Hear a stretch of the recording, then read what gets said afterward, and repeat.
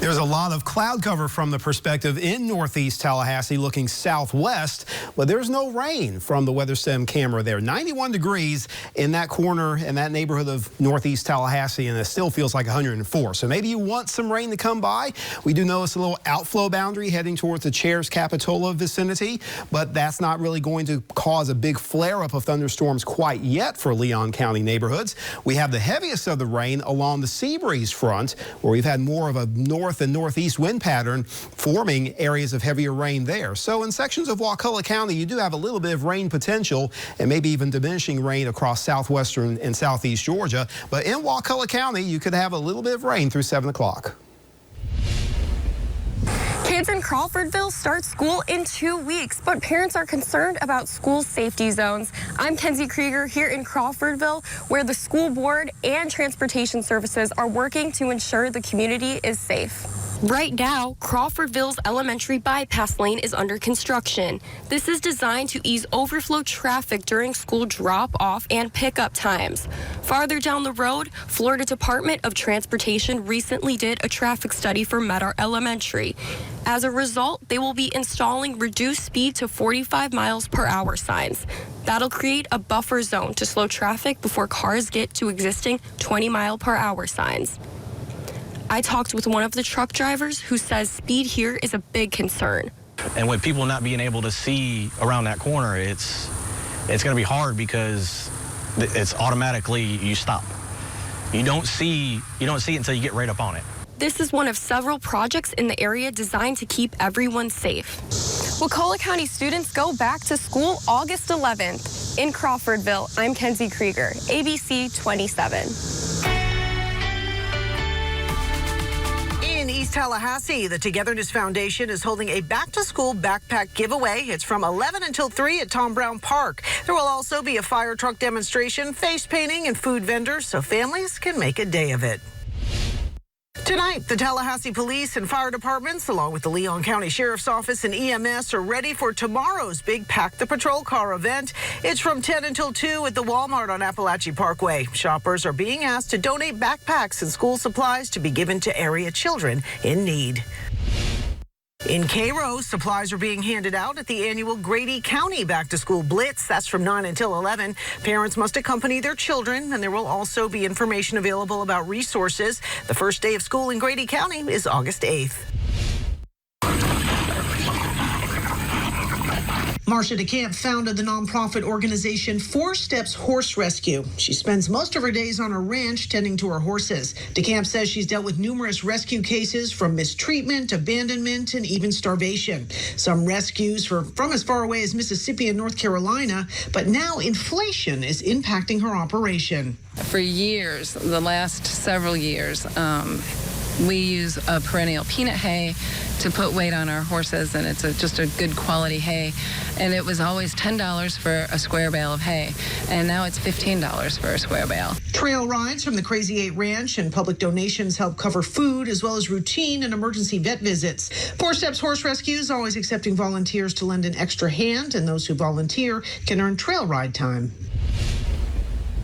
Businesses are preparing for students to come back for the fall semester. That's 2,100 students to be exact. I'm Ariel Schiller, your neighborhood reporter in Valdosta. The economic impact of their return could be in the hundreds of millions of dollars. A study from the University of Georgia School of Business found in 2021 that VSU had an economic impact of more than $400 million for the region. One business that feels that economic impact is Fabulous Pizza on Baytree Road. The restaurant says students account for about 30% of their business. Gabe Leyva, manager for Fabulous Pizza, says it's been slower over the summer, and they're ready for the increase in business that the school year brings. Since we're so close to the college, and a lot of people are walking from college to their apartments or something around here, because there's a lot of apartments around here, they walk by and they see Fabulous, and they're like, let's try that pizza. VSU students are moving in from August 8th through August 11th. They ask anyone in the area to use caution and be patient. For ABC 27, I'm your neighborhood reporter in Valdosta, Ariel Schiller. One man's legacy is helping fund future musicians of tomorrow.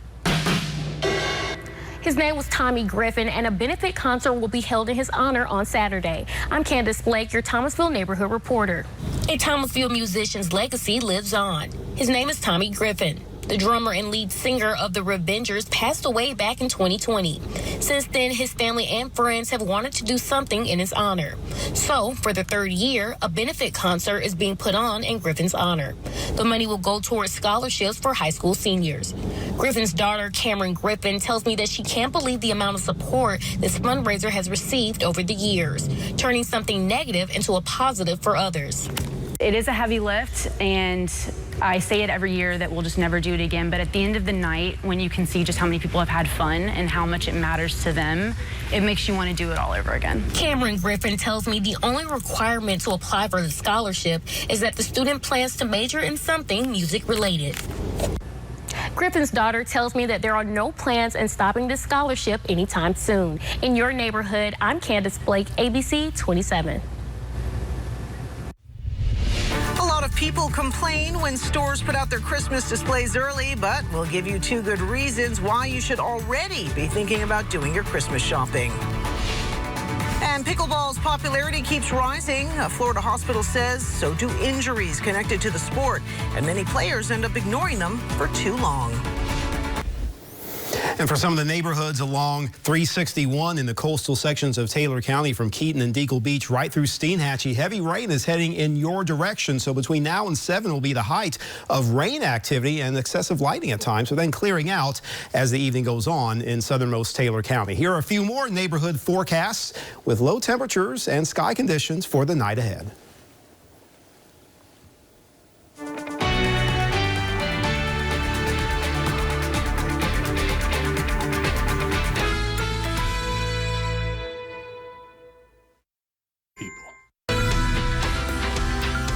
New data shows that the U.S. economy is rising faster than economists expected. Alexis Christoforous is in New York with a look at that growth and what Americans are spending their money on.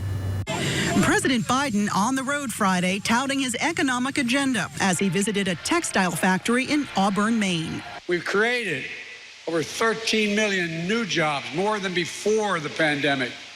Nearly 28,700 here in Maine. That's more jobs in 2 years than created by any president in a 4-year term. During his visit, the president signing an executive order. Federal research and development in support of domestic manufacturing in the United States, which means more jobs. Which he hopes will further incentivize American businesses to invent it here, make it here. Biden's trip comes one day after the Commerce Department said the economy grew faster than expected in the latest quarter at a rate of 2.4%. Consumers driving that growth, spending on everything from vacations and restaurants to goods and services. The economy has expanded now for 4 straight quarters, leading the Federal Reserve to say it is no longer forecasting a recession. But this economic growth is one reason the Fed raised interest rates by 0.25% earlier this week as it looks to tame inflation. Inflation has moderated somewhat since the middle of last year. Nonetheless, the process of getting inflation back down to 2% has a long way to go. The benchmark interest rate is now at a 22-year high, making it more expensive for borrowers. Rates on new car loans at a 15-year high, and mortgage rates have nearly doubled since March of 2022. Alexis Christoforous, ABC News, New York. The Alabama woman who told police she was kidnapped after going missing for 2 days turned herself into police today. Carly Russell is charged with 2 misdemeanors for making false statements to police. The police chief in Hoover, Alabama, says he is frustrated that Russell is only charged with misdemeanors. He wants enhancements to charges added into existing laws. Her decisions that night created panic and alarm for the citizens of our city and even across the nation. This story opened wounds for families whose loved ones really were victims of kidnappings, some of which even helped organize searches. Russell now faces up to 1 year in prison. Changes are coming to how the U.S. military handles sexual assault cases. Today, President Biden signed an executive order that moves the prosecution of these cases outside the chain of command. The order comes 2 years after an independent review commission on sexual assault in the military recommended the change. A senior administration official calls the shift a turning point for survivors of gender-based violence in the military.